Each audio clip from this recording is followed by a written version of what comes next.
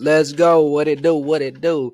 Hey, we got a new mic, so the video is gonna sound a little better. TikTok shop, bless me. This one I was like, look, it got the light up and shit. It's kind of yeah. This is tough. But welcome back to another video, man. It's your boy Von Intelligent. Hold on, we're gonna start it off with a little whistle. Let's go. While I pull this up. Healing past trauma, also known as shadow work. Looking back at your shadow, the parts of yourself that you hide from the world, and shining the light on the dark places. Cause that's where you find most of the treasure is in the darkness. So I'm gonna show you the benefits of healing your past trauma, like the introduction to that. So there's different types of trauma. There's emotional trauma. What is emotional trauma? It's a mental response to a disturbing event or situation. And then you have acute responding during and after an event, and then you got chronic, which is long-term response or a prolonged of repeated events. So chronic trauma is like, bro, every day. Acute is like, oh shit, like you probably seen some crazy shit. It was one time I seen somebody had alcohol poisoning and shit. I was looking at him, and then he just started throwing up everywhere, bro. That shit traumatized me. I was like, bro, I never drink alcohol. That shit, like, I had a shock to that. I was like, the fuck. We was outside playing football. Everybody seen this shit. I don't know if I was the only one that had that response to it, or a few people did, but it was not cool. And so shit, that was a chronic one because not a chronic one, that was a acute.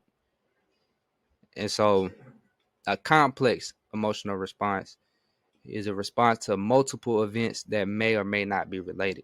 So this could be relationships and shit like that, or different friendships or different jobs. You work at 6 different places and they all treat you bad.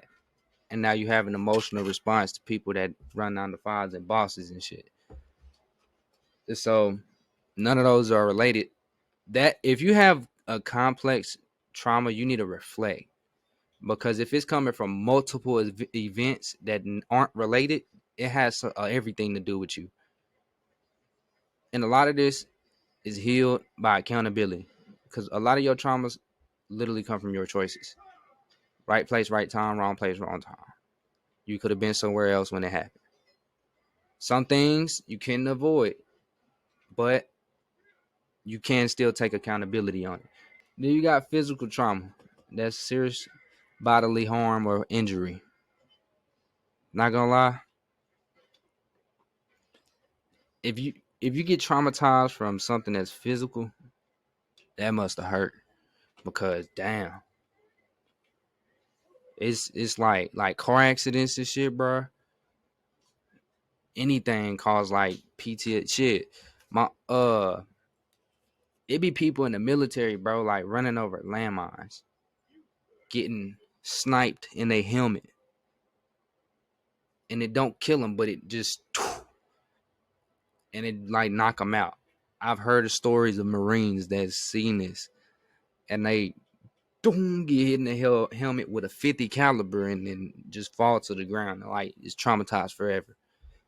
That's a crazy one, but yeah, bro. Let's go to the next slide. What is shadow work? Spiritual shadow work refers to the process of exploring and integrating our unconscious or suppressed aspects, meaning the hidden parts of yourself or the things you try to forget about. It involves delving into your fears, your traumas, and unresolved emotions to bring them into the light of awareness and heal them.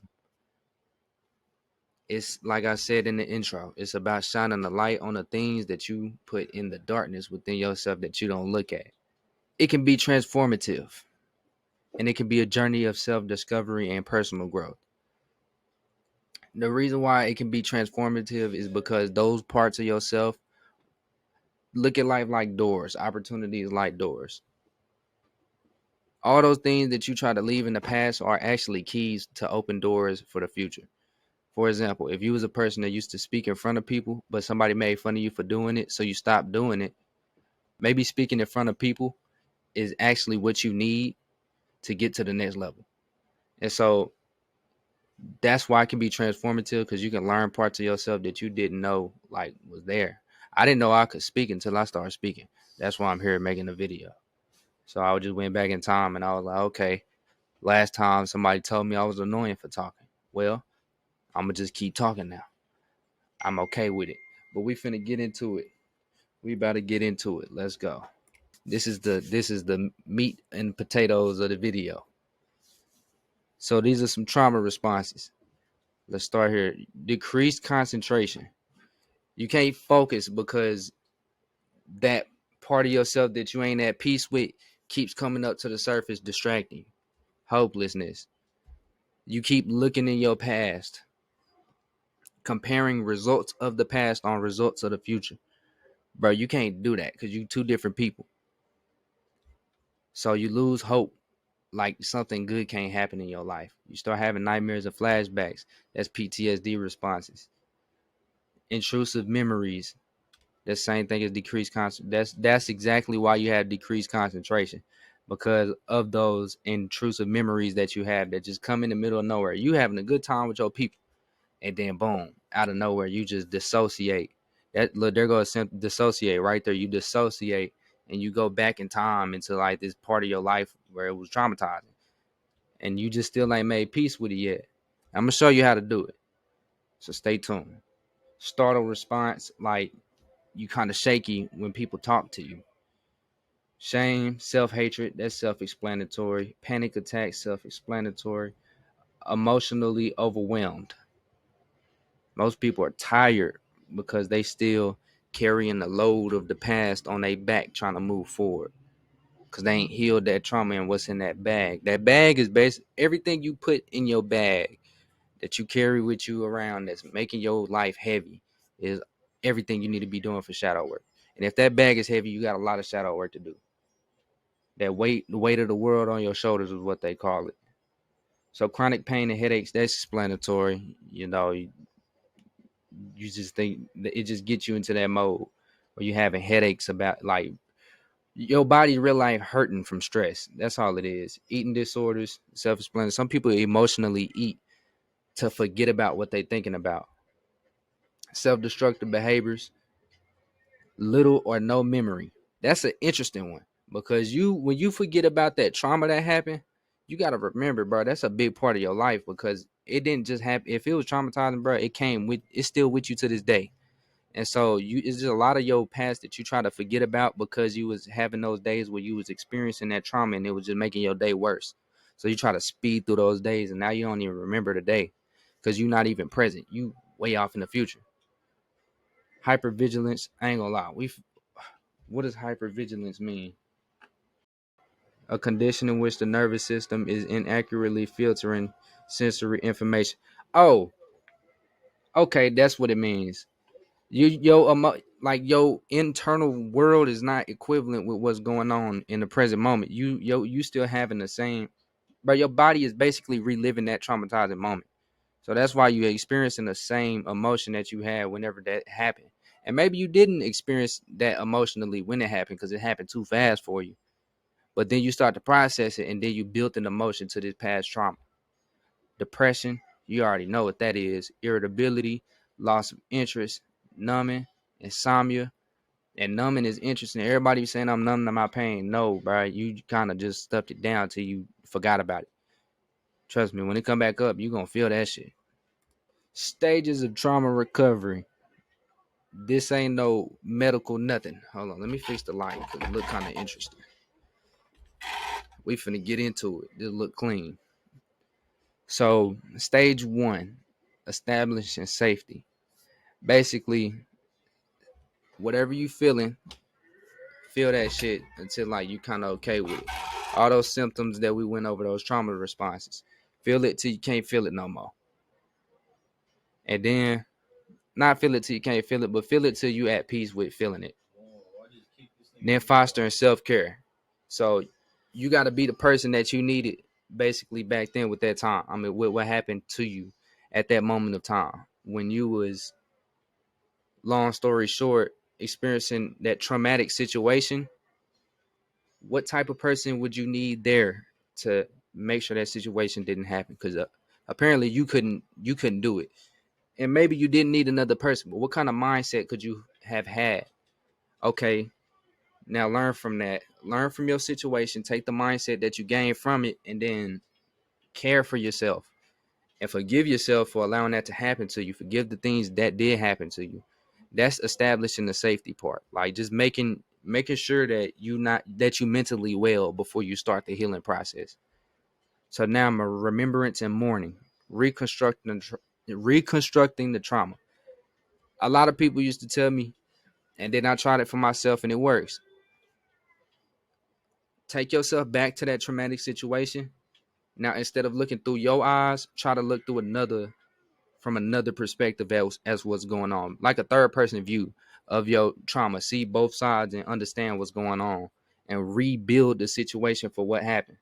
Because there's their truth, your truth, and the truth. You need to take the perspective of the truth. Why did it happen? What did it teach you? What kind of person is it going to make you today based off what you learned from it? And then reconstruct it. And that's basically what you're doing. Instead of looking at it like something that happened to you in a bad way, look at it as something you can learn from and you can create from. That's how you reconstruct the trauma. Basically, reconstruct your emotional attachment to it. Transforming the traumatic memory. Basically, the same thing I said. Rebuild the situation in your head. Stage 3, reconnection. Reconciliation with yourself. Love yourself. Give yourself a hug. It's okay. Shit happens. Reconnection with others. The people that experienced it with you, or the people that did it to you. Reconnect with those people and try to see how they feel about it. And then y'all heal together. And for the dissociated ones, get out in the world and talk, bro. Tell your story. People got perspectives. You never know what people been through. They can tell you anything as long as you talk. Talk to people, bro, and stop trying to be to yourself. And resolving the trauma. Learn about it. Again, find solutions to it. Think of other ways it could have went, and now come to peace with it. That's all resolving the trauma is, bro. And this is the recovery stage. Just walking through this and making sure that you're okay. Healing from it, remembering what happened, and just being like, you know what?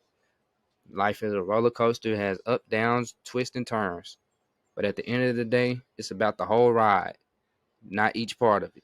You can take each part of it and put it together. Now that's a lit roller coaster. Do you want the boring roller coaster that just does this and ease through life?